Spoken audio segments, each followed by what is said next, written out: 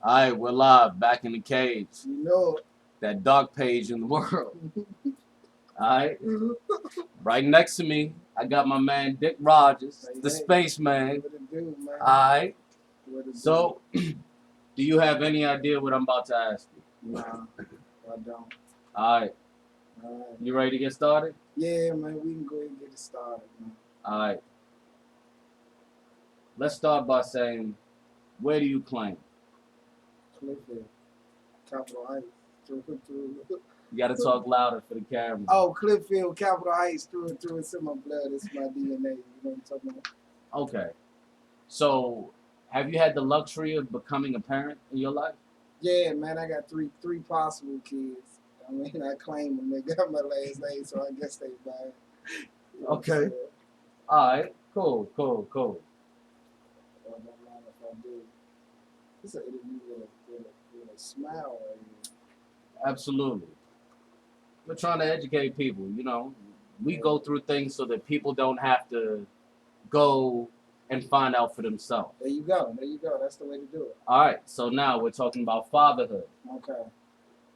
What are your top 3 tips for people who are about to be a father? Oh man.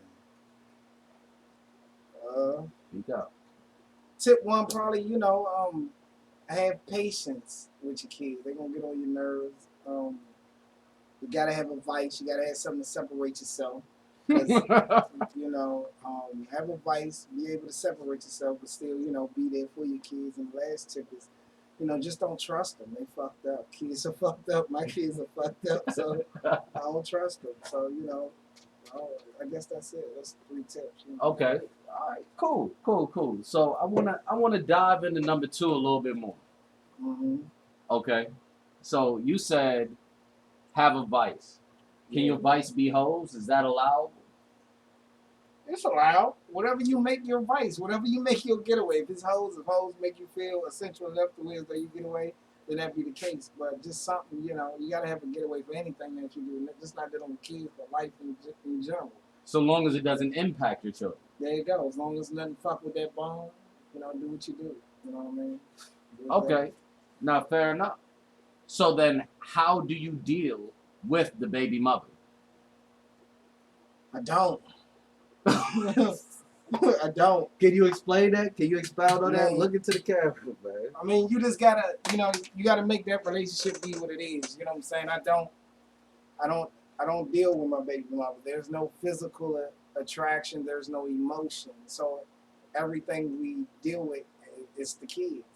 So, well, not the kids, but my kids. So, when dealing with her, as long as you take out, being jealous, being envious, or any shit like that, bitch, where you going, and none of that. My baby Male mom, insecurities. yeah, she'll never get that from me because I don't even want to mislead her on to even think or believe that I care about you in a way that much that I'm, diving into your business. So you just make it about the kids and everything gonna be copacetic. So then, what impact does that have on your children? None. As long as when you around your baby mother, baby father, whoever it may be, you gotta keep it in a simplistic form so the children don't see, y'all. They can't see you arguing back and forth. They can't, all that shit. You gotta if as long as they don't see that, it don't affect them, man. I just, I just keep it cool. I chill, man. If you know me, I'm a chill motherfucker anyway. So, I told you about wearing that fucking Hugo Boss around I don't here. even know You're what gonna to get talk fucked about. up one of these days. But Yeah, anyway, go ahead. You can cover it up if you want to. man. All right, moving on to the next subject. Mm-hmm. All right. I want to ask you about job retention. Okay. What are the keys? What are the major keys? Not to quote DJ Khaled, but what are the major keys to gaining a job and keeping a career? Well, gaining a job, you gotta have the experience or knowledge. So somebody gotta put the shit in your hand first. So if someone just being with somebody who knows something or learning a trade, going away to learn a trade, going to college, whatever it is, trade, however you learn it, being with a motherfucker every day, learn what you can learn. You know, that's how you hone your skill and you say yourself. You say yourself to that job. You know what I'm saying? You tell that white man you're gonna do 9 times 10 gonna be white man. You tell him you're gonna do whatever you want, you know, what you tell him you're gonna do whatever he wants you to do. And you try to do it. And then, you know, just keep your nose clean, man. Stay out the way and, you know, do your job for the most part. That's all I can tell about keeping a job. You know. Okay, all right. So hold on. So you have to know somebody to get your foot in the door in the first place. Not necessarily if you know, somewhat. Not all the time is not what you know. Sometimes it's who you know. You know, where you're trying to get in certain places in life. But as long as you know a trade, you know what I'm saying, most jobs, especially a major corporation, will try to deal with you and fuck with you and see what you know. You know what I'm saying? So, you know, just learn how to speak, talk to motherfuckers, and see yourself when you go on an interview. Other than that, All right, so that's cool. That we can close that out. So now, final question. All right, because what you said about vices is so vital. yeah, it is. Okay, that's in the essence of a man. Right. So it begs the question: how much of your gross monthly income are you allowed to spend on your vice? It Be it tree, be it whatever your drug is, whatever it is that you decide that you want to do, how much are you allowed to spend out of that without hurting your bankroll significantly? I mean, it depends on how much your bankroll is. For real. To each his own. No, and that's why I say give it a percentage. I say about a good, say out of your total net income on your vices. After bills are paid, everything good, the kids got clean clothes. At least a good, you know, anywhere between 10 to 20%. Fair enough. 10 to 20% on your vices. You know, and if you got true vices, then most of your vices that you do like me, everybody know I puff tree. You know, 9 times out of 10 I do that by myself. I drink good. I might do that by myself 9 times out of 10 if I'm not outside. So, you know, you keep it to yourself because it's not for you to enjoy with everybody. It's for you to, you know, get away from the shit that's got you so bottled up and so, you know what I mean? Yeah, so you don't go savage. Exactly.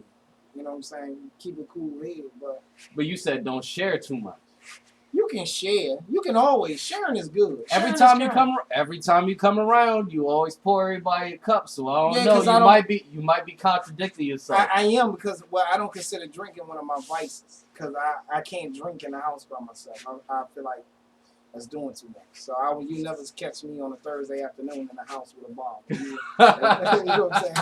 If I'm drinking, I'm drinking with everybody. Everybody gonna drink with me when I drink. I don't like to drink by myself. You know what I mean? I want somebody to feel as drunk as I am. So me getting drunk by myself, that's a no-no. Okay, we got 3 minutes left on the nose. Okay? Mm-hmm. Final question.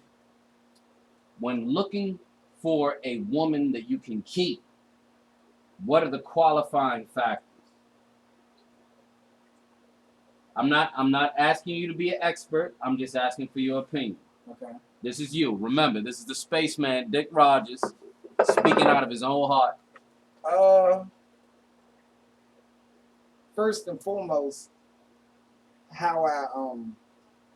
first and foremost is how I vibe with her. You know what I mean? That's the first and foremost, like how when me and her together, how we feel when I'm with her. You know what I'm saying?